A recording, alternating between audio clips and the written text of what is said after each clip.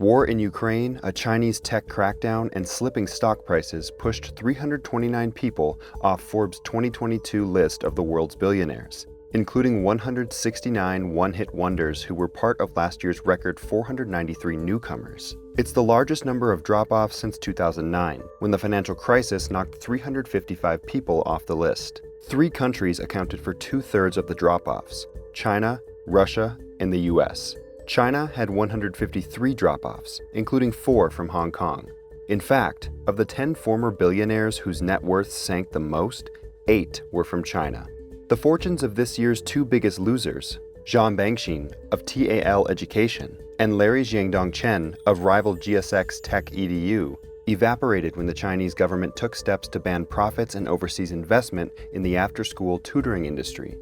Russia lost 35 billionaires, including Oleg Tinkov, whose digital bank, Tinkoff, shed 90% of its share value in London after Russia invaded Ukraine before trading was suspended on March 2nd.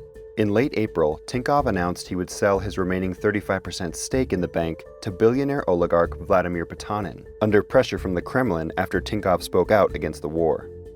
33 U.S. billionaires fell off the list, including R.J. Scaringe, founder and CEO of startup electric vehicle maker Rivian.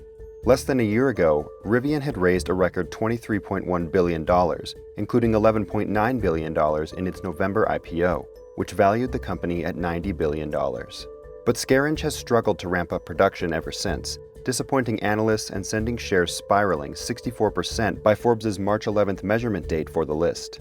Former tech billionaires, whose fortunes soared more than any other group during the pandemic, were hit the hardest. 53 dropped off, including 32 from China and Hong Kong.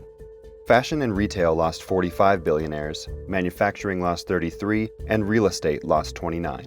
2 of COVID-19's biggest early winners, the healthcare and finance sectors, also lost 25 billionaires apiece.